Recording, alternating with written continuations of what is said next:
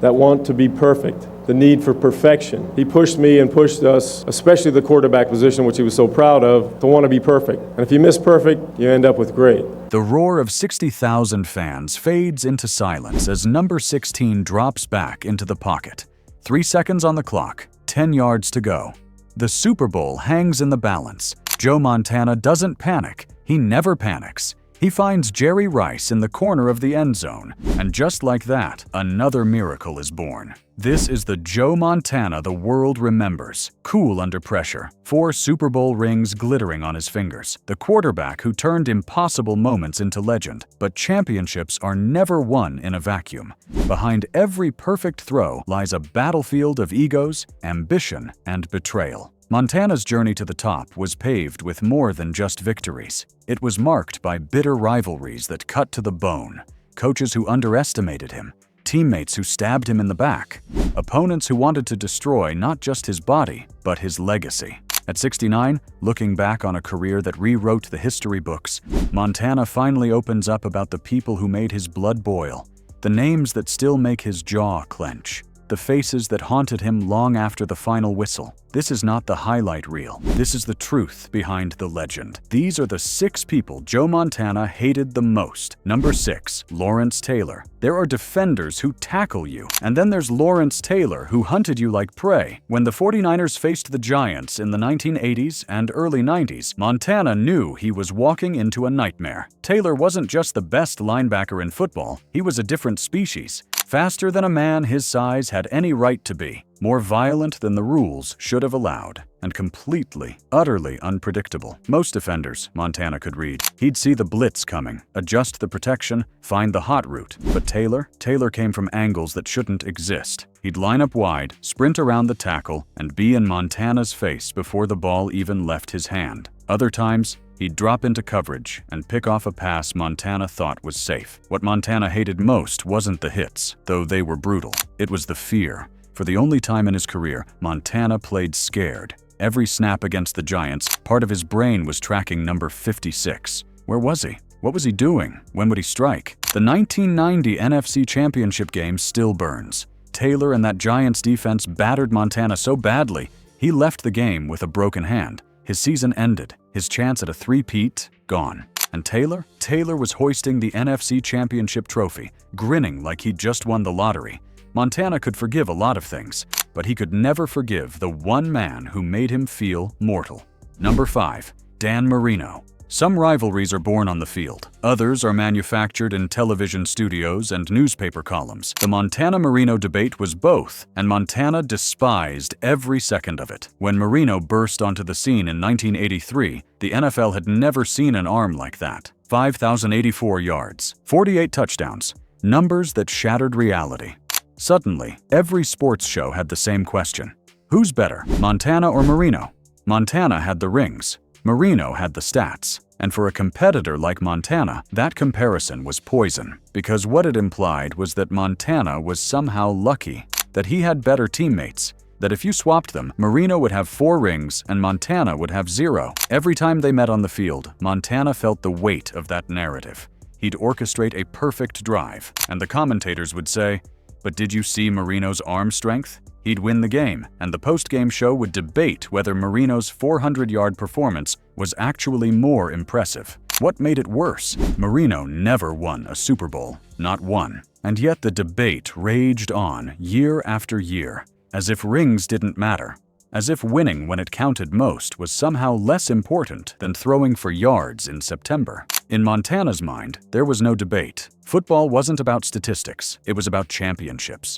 But the media kept comparing them, and Marino kept feeding the narrative with his cannon arm and his trash talk.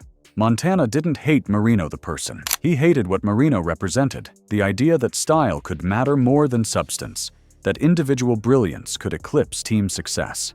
In the end, history sided with Montana, but the bitterness of those comparisons never fully faded. Number 4, Bill Walsh. Genius is a complicated thing. It builds empires, but it also demands worship, and Joe Montana was never good at worship. Bill Walsh was undeniably brilliant. The West Coast offense he designed revolutionized football.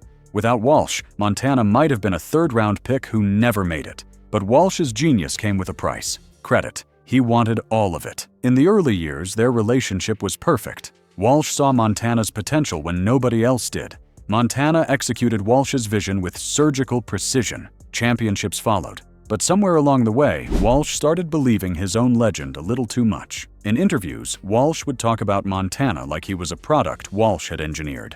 The system made Joe Montana possible, he'd say. As if the fourth quarter comebacks, the Super Bowl heroics, the ice-cold decision-making under pressure, as if all of that was just the system working as designed. Montana bit his tongue, but inside, he seethed. He knew the truth. Walsh's system was brilliant, but it was just a framework. Montana was the one reading defenses in real time, making adjustments at the line, throwing into windows the size of dinner plates. The system didn't win Super Bowls. Joe Montana won Super Bowls. The relationship fractured completely when Walsh started drafting quarterbacks. It was his way of reminding Montana, "You're replaceable. I can build another one of you." To Montana, that felt like the ultimate betrayal. After everything they'd accomplished together, Walsh was already planning for his replacement. When Walsh retired in 1989, Montana felt relief. The genius was gone, and with him, the suffocating need for control and credit. Years later, Montana would admit Walsh was a great coach, but he'd never admit Walsh made him great. That distinction mattered, and it was why, even decades later, the relationship remained complicated at best. Number 3. Eddie DeBartolo Jr. You can hate someone and love them at the same time. That's what made Eddie DeBartolo Jr. so painful. DeBartolo was the best owner in football. He spent money when other owners pinched pennies. He treated players like family. He built a culture where winning wasn't just expected, it was inevitable. Montana loved him for that. But when Montana needed him most, DeBartolo disappeared. The injuries started piling up in the early 90s. Montana's elbow was shredded. He missed nearly 2 full seasons. And while he was rehabbing, fighting to come back, Steve Young was winning games. Lots of them. And DeBartolo, the man who had always been in Montana's corner, suddenly went silent. Montana heard through back channels that DeBartolo didn't know what to do, that he was torn between loyalty to his legend and the reality that Young was younger, healthier, and winning. But instead of making a decision, either committing to Montana or moving on, DeBartolo froze. That indecision tortured Montana. He needed clarity. Was he the guy or not?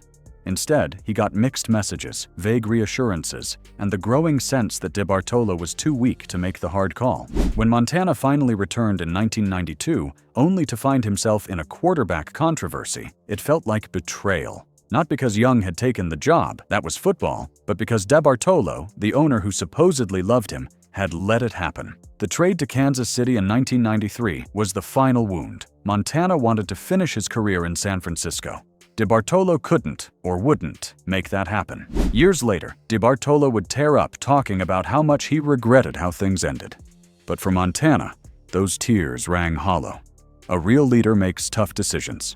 DeBartolo chose to be liked instead, and in doing so, he lost Montana's respect forever. Number 2. Roger Craig. Brotherhood in football is supposed to be sacred. You bleed together. You win together. You trust each other with your life. Roger Craig violated all of that. For years, Craig was Montana's safety valve, the running back who could do everything. Run, catch, block. They won 3 Super Bowls together, built a chemistry that seemed unbreakable. Montana trusted Craig more than almost anyone on that field. Then 1991 happened. Craig became a free agent, and the 49ers let him walk. He signed with the Raiders of all teams. And suddenly, one of Montana's closest teammates was wearing enemy colors. That alone would have stung. But what Craig did next was unforgivable. He started talking to the media, to anyone who would listen. He trashed the 49ers organization, questioned their loyalty, painted himself as a victim. And while he didn't name Montana directly, the implication was clear. The team had moved on, the glory days were over, and Craig was tired of being taken for granted. Montana took it personally. He had vouched for Craig behind closed doors, lobbied for the team to keep him. And this was the thanks he got? Public attacks and a move to a division rival? When the 49ers faced the Raiders that season, Montana made sure to carve up Craig's new team. Every touchdown felt like payback. Every completion over the middle felt like a message. You were replaceable. I'm not. But the real damage went deeper. Craig's departure made Montana question everything. If a teammate he'd trusted that much could turn so quickly, who else was just waiting for the right moment to bail? Football was supposed to be about loyalty. Craig proved it was just business. Montana never forgot, and he never truly forgave. Number 1. Steve Young. Some hatreds are loud and violent. Others are quiet and all-consuming. Joe Montana's hatred for Steve Young was the second kind. Young arrived in San Francisco in 1987 as insurance, a backup, nothing more. But from the moment he walked into the locker room, Montana felt it, the threat. Young wasn't just talented, he was hungry, he was younger. He was everything the 49ers would eventually need when Montana's body gave out. At first, Montana tried to ignore it. He was the 4-time Super Bowl champion, the legend. Young was just the backup, but every time Montana got injured, Young would step in and excel. And every time Young played well, the whispers would start. How much longer can Montana keep this up? The elbow injury in 1991 changed everything. Montana missed nearly 2 full seasons, and Young didn't just fill in, he thrived. He won MVP. He led the team to the playoffs. The media started asking the unthinkable. Was Steve Young better than Joe Montana? When Montana finally returned in 1992, he expected his job back. He was Joe Montana. He'd earned that. But head coach George Seifert made a different call. Steve Young was the starter. Montana felt like he'd been punched in the gut. After everything he'd done for the franchise, he was being replaced by a guy who'd never won a Super Bowl. It was humiliating, insulting, and worst of all, there was nothing he could do about it. The trade to Kansas City in 1993 was supposed to be about giving Montana a fresh start.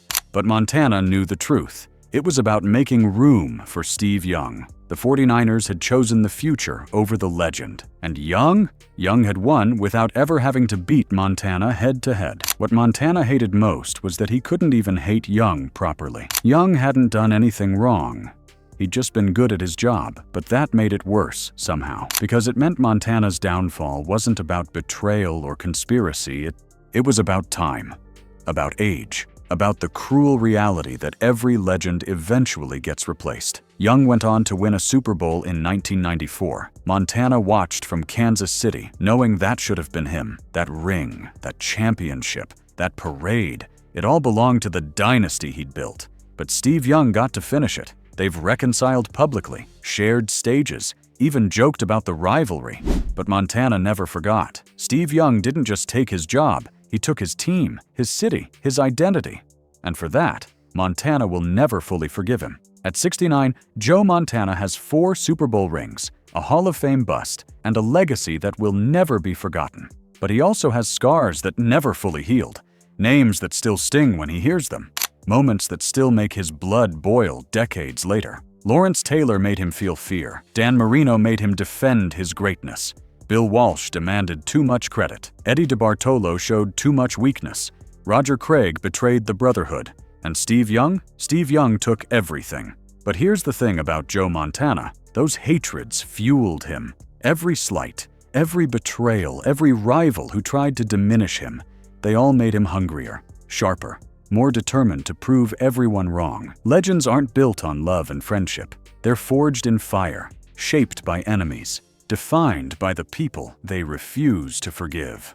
Joe Montana was the coolest quarterback to ever play the game. But beneath that, ice ran a river of rage. And that rage, more than any touchdown or trophy, is what made him immortal. Stay tuned and subscribe to get to know more inside about NFL.